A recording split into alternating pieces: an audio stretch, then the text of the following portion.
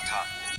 आने जाने वाले लोग और गांव वाले पेड़ के नीचे ही रघु से अपनी हजामत करवा लेते थे। कह सकते हैं कि ये रघु की छोटी सी दुकान ही थी। एक दिन रघु ऐसे ही पेड़ के नीचे बैठा था।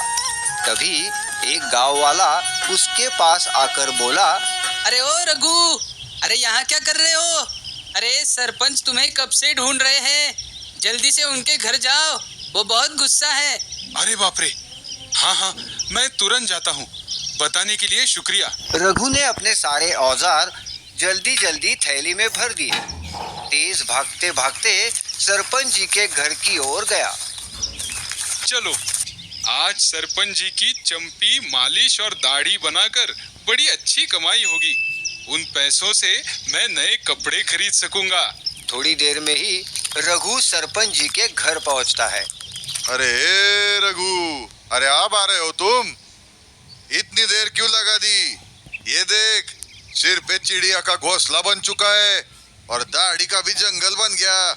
चल, हाथ चला, जल्दी जल्दी चल। सरपंच जी का गुस्सा देख के रघु डर गया और उसने झट से सरपंच जी के बाल काटना शुरू कर दिया। ए रघु, पता है ना तुझे, बाल काटते हुए और दाढ़ी बनाते हुए मूंछ को धक्का नहीं लगना चाहिए, और अगर कुछ गलत हुआ तब तेरी खैर नहीं। बिल्कुल समझ गया ना? अरे नहीं, आपकी मूंछों को कैसे कुछ होने दूंगा, आप निश्चिंत रहिए। सरपंच जी के बाल काटने के बाद रघु ने उनकी दाढ़ी बनाना शुरू किया। जब वो दाढ़ी बना रहा था, एक मच्छर उसके कान के करीब आया और मच्छर ने रघु को जोर से काटा। मच्छर के काटने पर रघु के हाथ को झटका लगा और जो नहीं होना चाहिए था वही हुआ। सरपंच जी की आधी मूंछ रघु के हाथ से अनजाने में कट गई। ये क्या कर दिया तूने? अरे तुझे बताया था ना मैंने, मूंछों को धक्का नहीं लगना चाहिए। तूने तो मेरी आधी मूंछ काट डाली। वो गधे, अब क्यों नहीं बोलता? अब ये सरपंच सारे गांव के सामने कैसे जाएगा? अरे नहीं सरपंच जी, मुझसे गलती हो गई। मैंने जानबूझकर नहीं काटी आपकी मूंछ, सच में। अरे गलती से हुआ हो या जानबूझकर, इससे क्या फर्क पड़ता है? मूंछ तो गई ना मेरी, तुरंत वापस थोड़ी आएगी। तू रुक, तेरी आज छिक्का भर लेता हूँ इधर। डरे हुए रघु ने झट से अपने सारे औजार थैली में डाल दिए और वो वहां से भाग गया। सरपंच भी लाठी लेके उसके पीछे पड़ गए। भागते भागते रघु एक पत्थर से टकराया और उसके सारे औजार जमीन पे गिर गए। उसके थैली में जो आईना था वो तो थैली के अंदर ही टूट गया। रघु ने सारे औजार फिर से उठाए, कैसे तैसे थैली में भरे और फिर से भागने लगा। भागते भागते रघु जंगल की ओर गया। जंगल में एक बड़े से पेड़ पर चढ़ के बैठ गया। सरपंच बुढ़ापे की वजह से रघु का लगातार पीछा नहीं कर सके, पर जब वो जंगल पहुंचे तो उन्हें रघु मिला ही नहीं। अरे रघु, किधर छुप के बैठा है? अभी क्या, अभी इधर आ, दिखाता हूँ मैं तुझे। मैं तुम्हें ढूंढ लूंगा। अरे कहाँ जाएगा रे? अभी छुप कर बैठोगे, लेकिन कभी तो गाँव वापस आओगे ना, तब दिखाता हूँ इस सरपंच की ताकत। तुझे बहुत पीटूंगा। जाओगे कहाँ? बहुत देर इंतजार करने के बाद गुस्से से सरपंच जी जंगल से चले गए।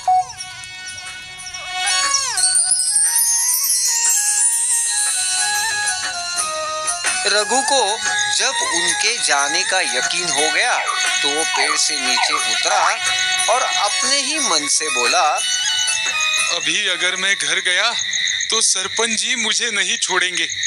इससे अच्छा है कि मैं आज रात जंगल में ही रह लेता हूँ और कल सुबह उनके पास जाकर माफी मांगता हूँ। कल तक उनका गुस्सा भी शांत हो जाएगा। जिस पेड़ पे रघु बैठा था वो एक भूत का घर था।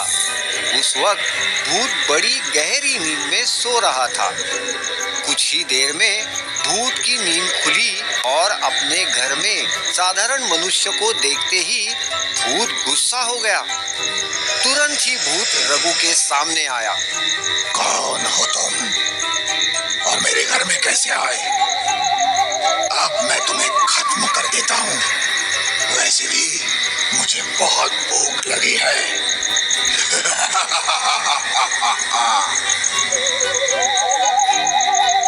रघु बहुत डर गया, डर से कांपने लगा।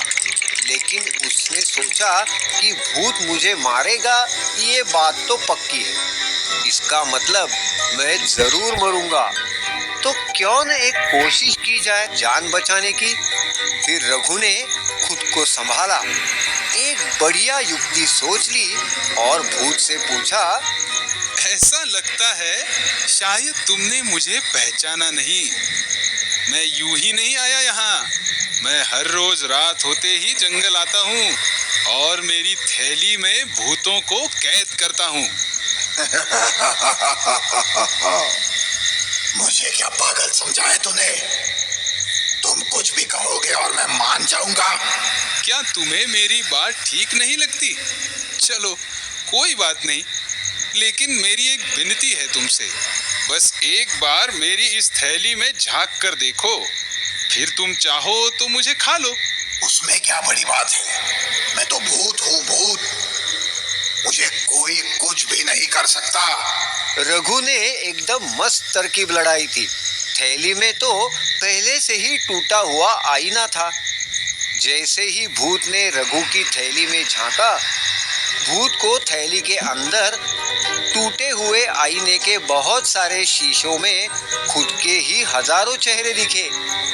इन सारे एक जैसे भूतों को थैली में कैद देख ये भूत तो खुद ही बहुत घबराया। उसने सोचा कि इतने सारे भूत अगर इस आदमी ने पकड़े हुए हैं तो ये मुझे भी बड़े आसानी से पकड़ सकता है। कैद होने के खौफ के कारण भूत ने कांपते हुए रघुनाई से विनती की। बाप रे बाप, आप तो महान हो। आपने इतने सारे भूतों को थैली में कैद करके रखा है। मुझ पर दया कीजिए, कृपा करके मुझे मत कैद करना। मैं मुक्त और निश्चिंत जीना चाहता हूँ। आप जो भी हुक्म करेंगे वो मैं सब बिन शर्त पूर्ण मानूंगा। बस आप मुझे इस थैली से दूर ही रखिए। ठीक है, छोड़ देता हूँ तुम्हें, लेकिन मेरी एक शर्त तुम्हें माननी होगी। जो भी आप हुक्म करेंगे मुझे मंजूर है सरकार। अभी के अभी तुरंत एक बोरी भरकर सोने के सिक्के ले आओ, तब जाकर मैं तुम्हें छोड़ूंगा। जी जी हुजूर, मैं अभी लेकर आता हूँ। झट से भूत वहां से 9-2-11 हुआ और सोने के सिक्कों से भरी हुई थैली लेकर वापस आया। हुजूर, ये लीजिए, पूरी एक बोरी भरकर सोने के सिक्के लाया हूँ आपके लिए। कृपा करके तसल्ली कर लीजिए और मुझे इजाजत दीजिए। रघु ने बोरी में झांककर देखा तो सच में उसे बोरी भरकर असली सोने के सिक्के नजर आए। रघु खुश हुआ। रघु ने भूत से और एक वचन लिया। रघु ने भूत से कहा, ठीक है, छोड़ता हूँ तुम्हें, पर एक और बात तुम्हें माननी होगी कि तुम आने जाने वाले लोगों को किसी भी प्रकार की तकलीफ नहीं दोगे। भूत होने के बावजूद भी हमेशा अच्छा बर्ताव रखोगे, अपने आप को एक अच्छा भूत साबित करोगे। अगर ऐसा न किया तो मैं तुम्हें कभी भी कैद करने यहाँ आ जाऊंगा। बोलो, है मंजूर? जी बिल्कुल मंजूर है हुजूर। मैं आपको वचन देता हूँ कि मैं किसी को भी तकलीफ नहीं दूंगा। सच में एक अच्छा भूत बनूंगा। मेरी शक्तियों का उपयोग लोगों के भलाई के लिए ही करूंगा। ये वचन भूत से लेने के बाद रघु वो सोने के सिक्कों की बोरी लेकर जंगल से घर वापस आ गया। अब तो वो बहुत अमीर हो चुका था। रघु ने सोने के सिक्के बेचकर बहुत सारे पैसे कमा लिए। उसके बाद अपने लिए गांव में एक बड़ा सा मकान बना लिया और उस घर में वो अपने परिवार के साथ सुख से रहने लगा। अचानक रघु की सफलता और आलीशान घर देख सरपंच जी की तो बोलती ही बंद हो गई।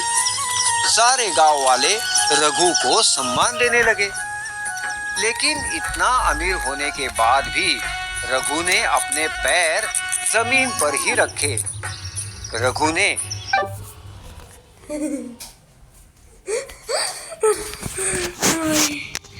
बच गया।